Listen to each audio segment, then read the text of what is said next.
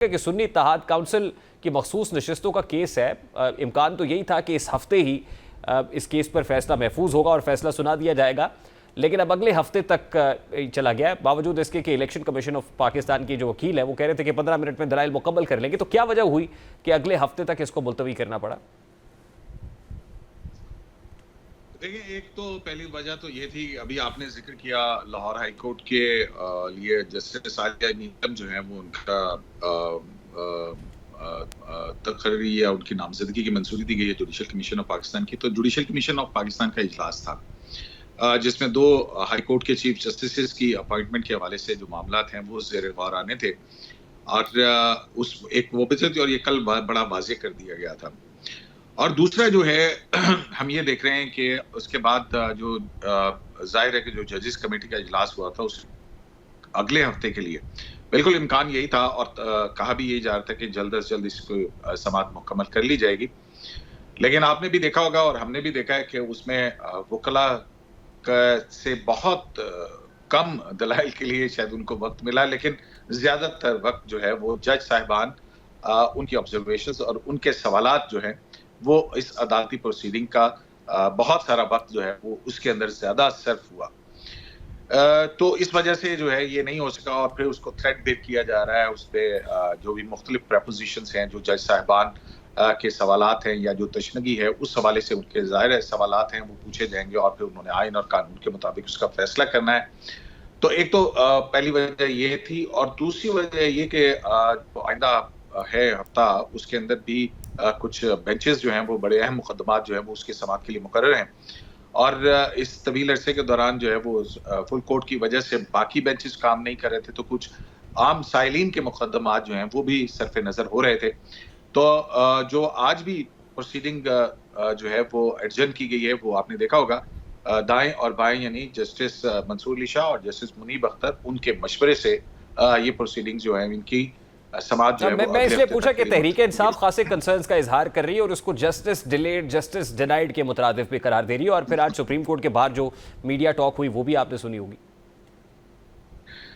देखिए, अब पाकिस्तान तहरीक इंसाफ क्या कहती है क्या नहीं कहती है। पाकिस्तान तहरीक इंसाफ जो कहती है वो करती है या नहीं करती है। वो पार्टी के अपने अंदर पता नहीं कितने ग्रुप्स है और कौन सा ग्रुप किस तरफ जा रहा है, वो वहाँ पे एक अपनी कंफ्यूजन है। लेकिन जाहिर है कि एक मीडिया के अंदर हाइप भी क्रिएट करनी है और इस तरह की बातें जो है वो एक पॉलिटिकल उसका एक एंगल होता है। जो अदालती फैसले हैं उनके हवाले से हर सियासी जमात उसको अपने सियासी मकासद के लिए उस सिचुएशन को अपने हक में करने के लिए करती है। इससे कोई फर्क नहीं पड़ता है। आप ये देखिए कि जो मखसूस नशिस्तों के हवाले से जो कि दीगर जमातों को दी गई थी उसके ऊपर स्टे बरकरार है। उनकी जो है वो मेंबरशिप रुकनियत जो है उस हवाले से इलेक्शन कमीशन जो है वो सस्पेंड कर चुका हुआ है। तो वो कोई अगर उनका खतरा हो कि शायद इसके बावजूद कुछ हो जाएगा तो कुछ नहीं होना। बजट जो है वो अक्सरियत राय से पास हो गया है और अगर कोई सिंपल लेजिस्लेशन की जरूरत है तो वो हुकूमत के पास उसकी जो है मतलूबा तादाद जो है वो मौजूद है।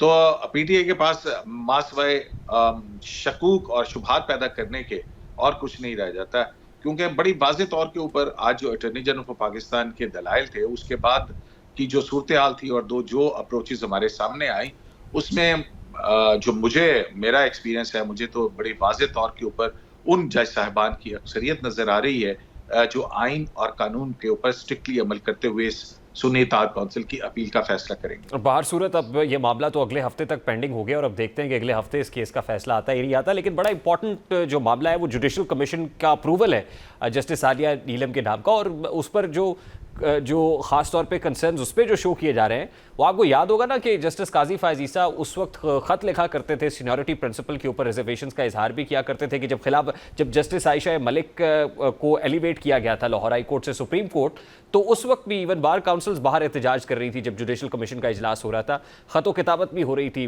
With in the supreme court जजेस के अंदर। तो अभी जब आलिया नीलम साहिबा एक जूनियर जज को chief justice Lahore high court लगाया है तो आपको नहीं लगता कि सीनियरिटी प्रिंसिपल की यहाँ भी खिलाफ वर्जी हुई है? अच्छा, मैं इसमें जो है वो हम जरा इसको दूसरे नजर से देखते हैं। जो खतो किताबत हुआ करती थी जिसका आपने जिक्र किया है, उस दौर के अंदर जिस तरह से कोर्ट पैकिंग की जा रही थी और उस कोर्ट पैकिंग के अंदर हम गेट नंबर 4 की सियासत का तो जिक्र करते रहते हैं। 4 नंबर से जजेस जो हैं वो सुप्रीम कोर्ट ऑफ पाकिस्तान में एलिवेट किए जा रहे थे।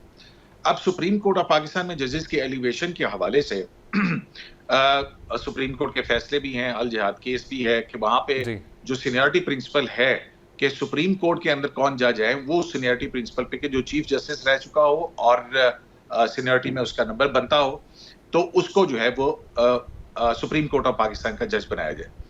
अच्छा, अब इस हवाले से जो लाहौर हाई कोर्ट का के अंदर की बात आपने छेड़ी है कि क्या इसमें सीनियरिटी प्रिंसिपल को वायलेट कर दिया गया, तो सीनियरिटी प्रिंसिपल किसी तरह से भी वायलेट नहीं हुआ है। सिर्फ सीनियरिटी प्रिंसिपल जो है वो उसको मद्देनजर रखते हुए जस्टिस शुजात अली खान उनका नाम लाया गया, जस्टिस अली बाकर नजफी का नाम आया और जस्टिस आलिया नीलम का आया। तो जो 3 सीनियर मोस्ट जज साहिबान थे उन सबको लेकर देखा गया और जुडिशल कमीशन के अंदर जो अपॉइंटमेंट की तकर्री का जो अमल है उसमें seniority plus competence and plus और दूसरी चीजें जो है वो उसकी शोहरत जज की और उस हवाले से जो पीयर्स की राय है उसको मुकद्दम समझा जाता है। नहीं सिद्दीकी साहब, लेकिन सीनियरिटी प्रिंसिपल भी तो एक रिवायत रही है ना। अभी आपने अल जहाद ट्रस्ट केस का हवाला दिया, आर्टिकल 175 इस पे बड़ा क्लियर है, तो उसमें तो सीनियरिटी प्रिंसिपल तो एक रिवायत 175 सुने, आर्टिकल 175 ये कहता है सीनियर मोस्ट जज of the supreme court will be the chief justice of Pakistan. वो principal supreme court of Pakistan के लिए। तो उस वक्त जब आयशा मलिक साहिबा को एलिवेट किया जा रहा था, आपने देखा होगा कि इस्लामाबाद हाई कोर्ट के अंदर जो है वो जस्टिस कासी को नीचे से प्रमोट किया गया था। पेशावर हाई कोर्ट के अंदर जस्टिस इजाज अफजल खान थे, उनको चीफ जस्टिस बनाया गया था। तो ये ऐसी बात नहीं है कि वायलेशन हुई है। और फिर दूसरी बात ये है कि सर ज़िम्नन ये है कि जस्टिस आयशा मलिक वाला जो मामला था, जब उनको एलिवेट किया गया था सुप्रीम कोर्ट, तो जस्टिस काजी फायद ने खत लिखा था ना सर। मैं वही बात कर रहा हूँ ना आपको कि सुप्रीम कोर्ट के अंदर एलिवेशन और हाई कोर्ट के अंदर जो है ना, ये 2 मुख्तलिफ चीजें हैं। सुप्रीम कोर्ट के अंदर जो है वो सीनियरिटी और उसका आप ये देखेंगे आने के बाद सुप्रीम कोर्ट के अंदर हो सकता है कि वो सीनियर जज हो, लेकिन जब वो सुप्रीम कोर्ट में एलिवेट होता है तो उससे उसकी सीनियरिटी का तकर्रुर या तय्युन जो है वो सुप्रीम कोर्ट के एलिवेशन के अंदर सुप्रीम कोर्ट में एलिवेशन से होता है, तो वहां पे वो प्रिंसिपल जो है वो तब्दील हो जाता है। तो ये जो खतूत की आप बात कर रहे हैं ना, मैंने उसका जवाब दिया और वो उस वक्त सुप्रीम कोर्ट ऑफ पाकिस्तान के अंदर जजेस के हवाले से ये हो रही थी बात। हाई कोर्ट के अंदर जजेस की जो है वो चीफ जस्टिस के हवाले से ये बात नहीं थी। अब एक ये सिस्टम है जो कि कभी क्या जमाना था, एक प्राइम मिनिस्टर जो है वो चीफ जस्टिस के मशवरे से नाम देता था, फिर ये हुआ कि अल जिहाद केस आया, चीफ जस्टिस की जो मशावरत है वो बाइंडिंग करार दी गई सुप्रीम वजीर आजम पाकिस्तान के ऊपर। फिर ये भी वक्त था कि सिर्फ chief justice of Pakistan he high court के अंदर और सुप्रीम कोर्ट के अंदर जजेस की तकर्री और उनके नामों की मंजूरी देते थे, जो कि गवर्नमेंट के ऊपर बाइंडिंग थी। फिर 18वीं तरमीम होती है, जुडिशल कमीशन बनता है। 18वीं तरमीम के अंदर जो है वो सीनियरिटी का principal supreme court of Pakistan के लिए लाया जाता है, कॉन्स्टिट्यूशन के अंदर लिखा जाता है, लेकिन हाई कोर्ट्स के अंदर ये प्रिंसिपल नहीं लिखा जाता है। तो आइन साजों की मंशा तो यही है।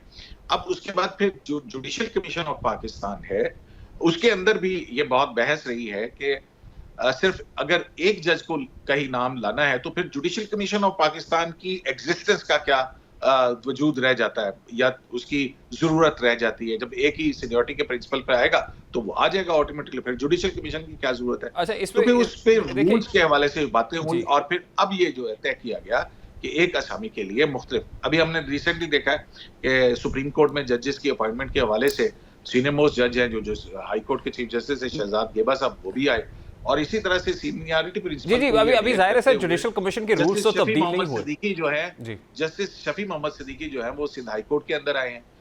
खैबर पख्तूनख्वा के अंदर सीनियरिटी प्रिंसिपल के ऊपर चीफ जस्टिस आए हैं। बलूचिस्तान हाई कोर्ट के अंदर सीनियरिटी प्रिंसिपल के ऊपर चीफ जस्टिस आए। ठीक, अब जाहिर है जुडिशल कमीशन के रूल्स तो अभी तब्दील है। सर मेरा सवाल एक ले लीजिए, वो गडमड हो रहे हैं। हाँ, यहाँ पे जो है वो शुजात अली खान साहब और अली बाकर नजफी साहब के हवाले से ये आप कहते हैं कि 5 जजेस ने फैसला किया, मैं आपकी करेक्शन कर दूं, ये unanimous judicial commission of Pakistan ने फैसला किया है अक्रॉस द बोर्ड, जजेस, लॉयर्स, हुकूमती नुमाइंदे। अब जजेस की तादाद तो उस पर 5 बाकी जाहिर है जो हुकूमती नुमाइंदे हैं या अटॉर्नी जनरल है या लॉ मिनिस्टर है। ये देखिए जुडिशल कमीशन के अंदर हर बंदे का एक वोट, बिल्कुल ठीक, मुनासिब बात है, बिल्कुल ठीक बात। हमने यहाँ देखा है कि अब सर मेरा सवाल ये है ना कि हमने ये भी देखा है कि इसी जुडिशल कमीशन के अंदर जो है वो उमर अता बंदयाल साहब के 5 नाम भी मुस्तरद अब बिल्कुल ठीक। तो अच्छा, अब आप ये कह रहे हैं ना कि सीनियरिटी प्लस कॉम्पिटेंस, तो फिर जब हम पूछते हैं ना लॉ फ्रेटर्निटी के लोगों से या इवन साबिका जजेस से, तो वो कहते हैं कि क्या आप ये कहेंगे कि सुप्रीम कोर्ट का या हाई कोर्ट का कोई जज कॉम्पिटेंट नहीं है, सारे कॉम्पिटेंट है?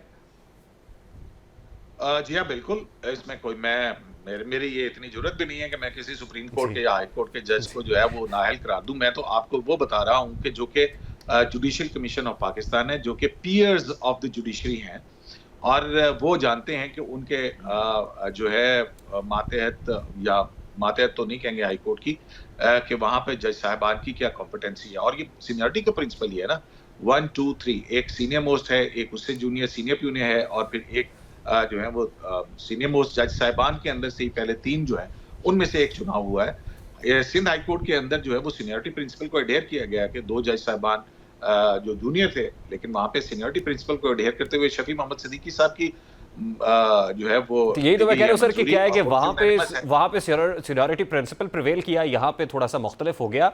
और फिर ये मामला जो है इसलिए मैं कंट्रोवर्शियल हो गया ना कि एक पॉलिटिकल पार्टी ने भी मुतालबा शुरू कर दिया कि जस्टिस शुजात अली खान क्योंकि सीनियर है तो उन्हीं को जो है वो chief justice Lahore high court लगाया जाए। और फिर ये मामला पॉलिटिकल डोमेन में क्योंकि आ गया, इससे पहले ही डिसीजन से पहले ही तो कंट्रोवर्शियल हो गया।